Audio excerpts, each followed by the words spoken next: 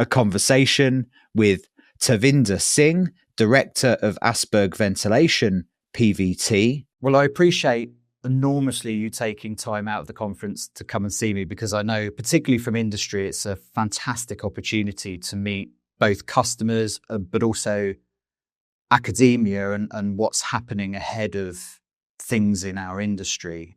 It's an incredibly packed conference from an agenda and a topic perspective. So I enormously appreciate you taking time out of your busy day to come and talk to me. I know I've had to come and grab you all and bring you up here. So I appreciate it enormously. Because there's three of you, and it's quite unusual for a podcast for us to have three people from three different companies, I think it's worthwhile us introducing ourselves to each other. So particularly people listening through audio know who's who. So perhaps if we start with yourself and just explain who you are and what your company does here. I'm Tavinder Pal Singh, Director of Astberg Ventilations Private Limited, India. And from last 8 years, we are introducing our product lineup in ventilations with the ERVs, HRVs, fans, pressure fans, and so many accessories that we try to fill the gap for our HVAC contractors and consultants, so they are not getting involved into ventilation solutions, and people are very less likely to give a healthy indoor air quality rather than air conditioning. So they are more into giving comfort than to air quality. So we need to introduce ourselves. From last 8 years, we're doing good now in India, and we have 2-3 partners outside India also, in North Africa, Nepal, and Bhutan also. This way we are trying to mature the market to know about what is in the air and what air we need to breathe in. There are so many other things that we are doing so.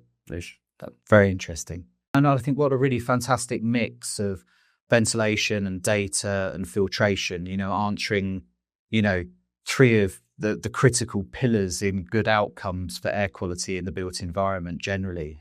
So I think it's a brilliant panel. What I thought would be really interesting to understand, because this is a global audience, is some perspective on the region more broadly.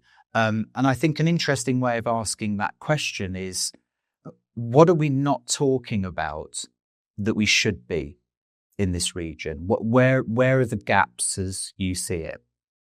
When I studied all these things, when our basics of air conditioning and ventilations, when we start calculating AC tonnage, when we start calculating ventilation requirements, we only talk about square feet areas, number of people, volume of the room size.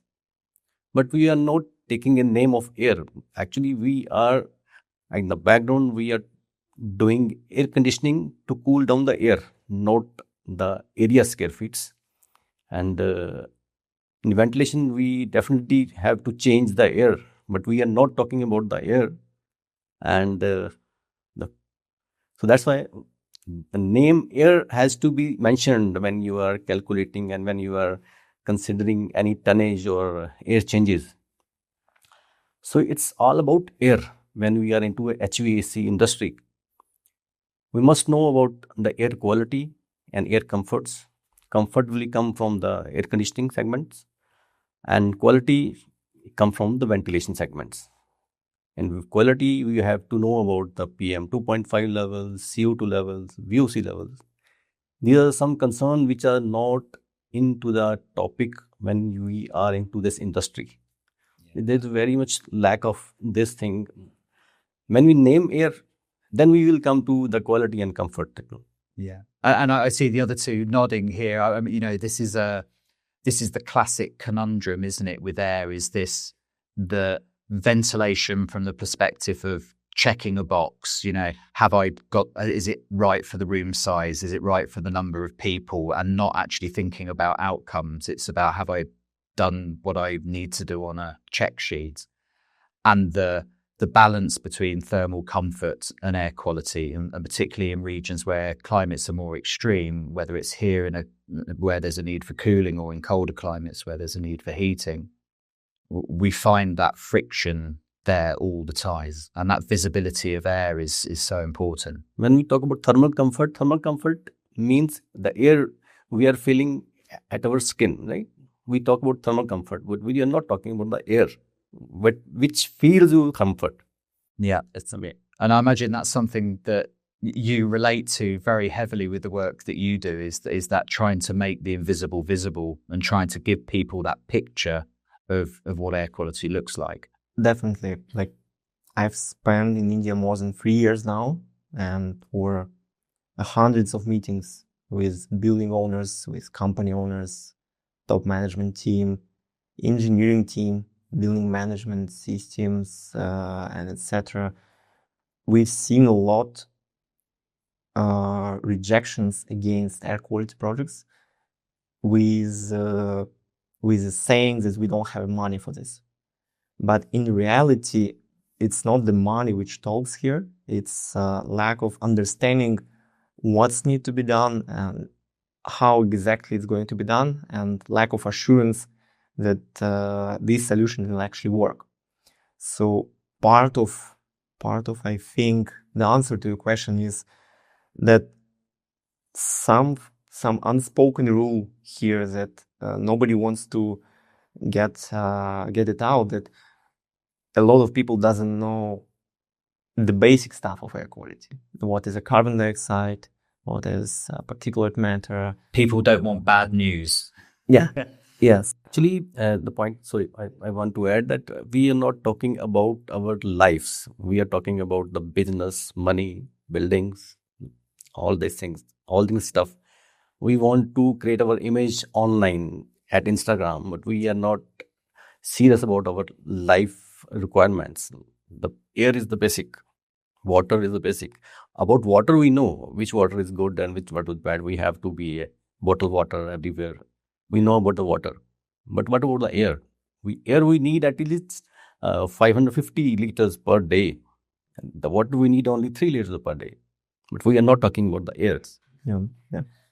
And I think another perception how we can address this question is that there are some visible industries and there are some like invisible industries. So, for example, not a lot of people knows what type of concrete their house had been made of, and they don't care about it. They just care about the end of the result, that the house is strong and they can safely live there.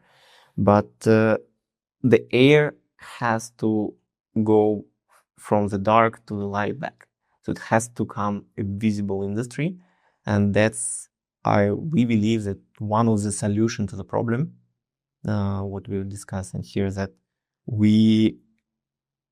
if we make it visible and if it make this data accessible to every layer, not only to engineers to understand, these will create fundamental changes. Because whatever it's visible for end user start demanding the good quality of it. And that's also kind of something that people not usually spoke about in India as well, because the air, if you make it visible without improvements here, a lot of people will get afraid of it. Yeah. So that's why it's important to make it in the most careful manner. And it's not a lack of resources in India in the sense that there's an awful lot of really talented engineers and architects in India. You know, that's clear when you talk to people here. So it's not a lack of talent. So there's a gap there, isn't there, in that knowledge of, sometimes you wonder if it's things, the problems we create for ourselves are in the words that we use. And you're right, HVAC, people, you wonder if it really triggers for them what the ventilation part of HVAC really is for. And we finish it off with air conditioning. Perhaps we should have been calling it something different all along, heating, air quality and comfort outcomes or something, It's a challenge. How do we address that education and knowledge gap, do you think? in India? What's the route there? Obviously through colleges and universities, but you've also got to get the buyers to understand, haven't you? How do we start to bridge that gap in India where people take air quality seriously, do you think? In a like urban level, like when in a good architect building a good house or a good office building or good hospital or clinic, they are only concentrated toward the aesthetics of indoor and outdoors, because they don't know about the air, what is in the air, and why it's important to see what in the end, how to clean that, or which air is good for us, good for the occupants, for they are building that building. They have a lack of knowledge actually. Just is right. It should be start from the architectural colleges. There should be a subject of air, because when they are building a sealed and like airtight buildings for more energy efficiency for air conditioning, they must know what air quality should be there in that building, how to maintain that air quality. And first of all, they have to measure it, and they must be known about which parameter we have to match, or which parameter we have to achieve that to give good quality of air to the occupants.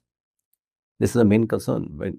And we've seen that globally, that ability to light up the imagination of the young people and start to create a framing and a language that they start to understand and they bring home to their parents, and you start to create awareness. It's really fascinating.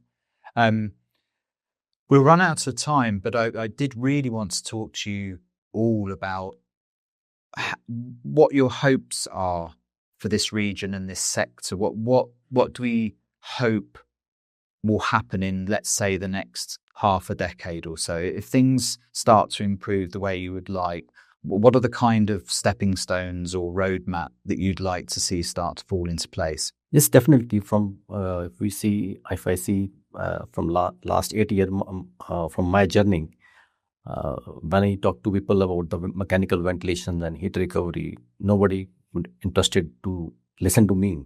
That is important. But now we are on a very post-COVID thing. Very fast-forward thing. Now we are doing very good in our region and pan-India. People are getting aware about quality of air and sealed buildings.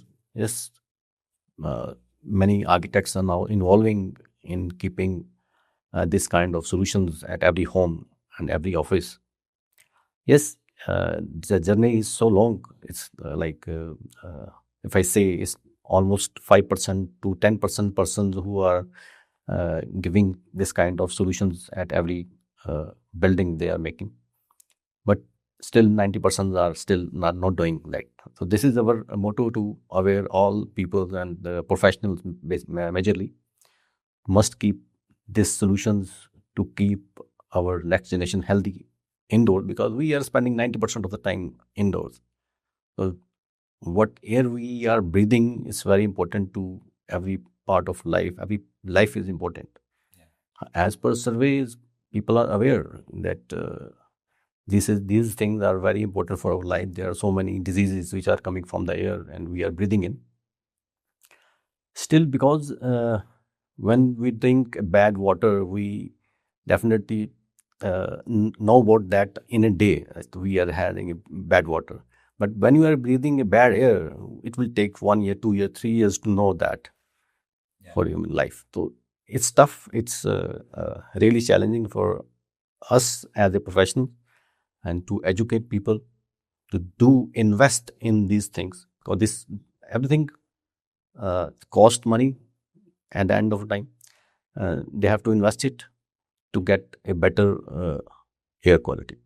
Gentlemen, I really appreciate you taking the time to come and talk to me. You've been very generous with your time away from your clients and contacts and conversations that happen at healthy buildings.